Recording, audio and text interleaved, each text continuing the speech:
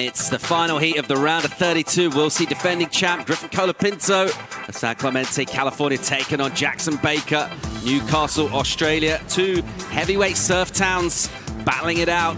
Colapinto will be very much buoyed by his performance and result here last year. Jackson Baker looking to take a scalp. 24th place on the rankings, and he needs a result here in Portugal before he heads back down under. Two events in his home nation. Let's check out Griff. Here's Colapinto on a nice looking right-hander off the bottom, sets up, just engages that rail and just kind of digs it in front of the pocket. Just putting himself back really, and then looking down the line here for some lip, which he finds. And he throws up the blow tail, doesn't quite collect on the landing, so unable to put the finish he was after on that. He rotates the tail around, but you can see, I mean, the wave isn't an easy wave, but you see how he digs there, pushing hard on that front foot, trying to put that rail in. Same thing there. Two kind of digs through those maneuvers, and then there goes for the air and how's the fall. We could get more waves, surf more in that heat, but I'm happy with my scores, and I mean, just try to get waves really, and yeah, but the condition was better than this morning, so that was a good call. You got some waves, I would say, and some airs as well. Walk us through what you were seeing on those waves. Yeah, I mean, I tried to make the most of it. Quite a few years, so it's good to have this support and love from them, and they are here just to watch us. It's funny, they get happy when we're surfing, but yeah, I appreciate it, and yeah, I'm happy to be in Portugal. It's a really good place to be. The problem was that he missed the first turn a little bit. He tried to go a little bit high in the lip and got stuck for a second and kind of upset his flow, and then he kind of regained it. That's why it was only a 4-point ride. The major section that he had there, he kind of missed. Judges took note of that. Here he goes again, Jackson Baker on a right-hander. And a little crease in the face. He sets up a snap. Now this one will stand up for him. Bang! Big spray. That's a classic Baker turn. He gets that tail tap at the end as well. It's always... Didn't see the board dig there. Then watching Jackson Baker, first section here, it lays down, so he has to carve it back, but it sets up here with that big turn.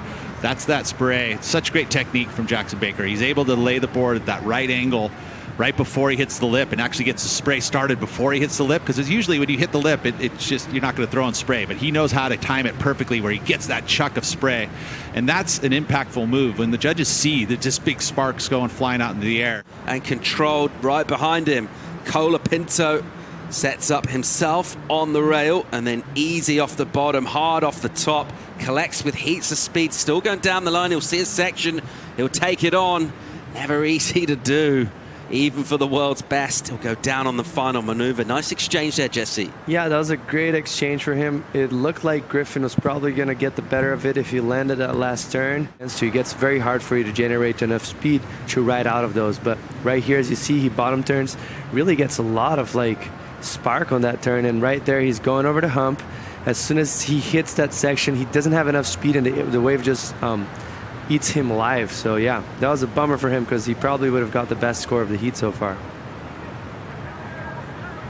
It seemed like he had the adjustment too on that back. The reason why, you see that crease in front, that line as well, just broken up.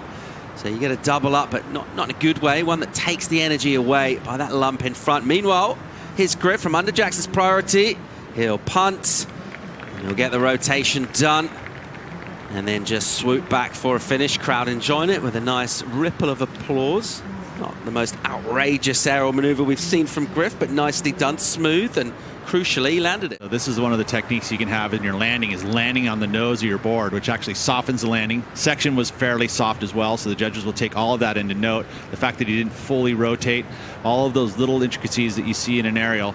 Watching this angle here, but look at the nose pick. Front foot all the way onto the nose. That's why they wax all the way up there. And then the back foot comes up above the grip, so everything moves forward on the board. But we'll see what the judges think.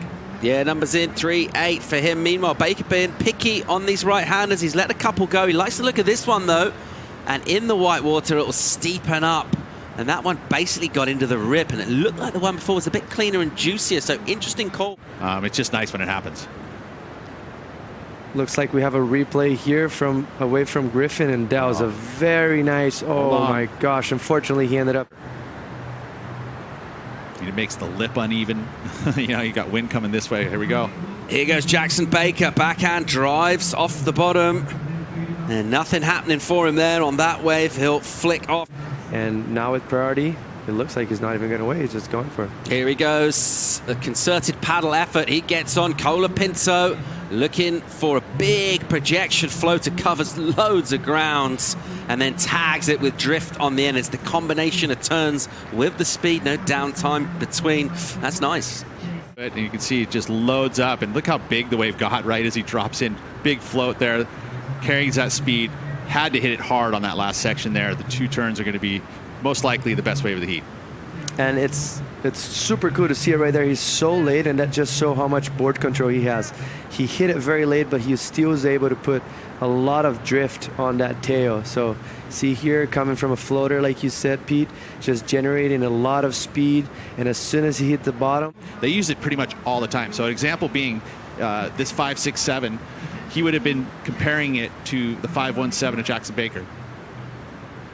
Colapinto, live action on left-hander. It's a little slopey early on, and then it goes massive backside rotation, tail high. Able to identify waves that most likely would have been unreading, but he just saw that there's a potential for an air right there and just boosting, landing it backwards, which is very tough for you to do in your backhand, and just riding it out pretty nicely. One more time from the drone angle, we'll get a look at it, but he sets it, a little stall there, sets it up. Timing is everything in big airs, and he timed it perfectly. The waft that he gets, look at this, just backhand way different, right? You're still moving forward on your board, but not as much as you would do on your forehand.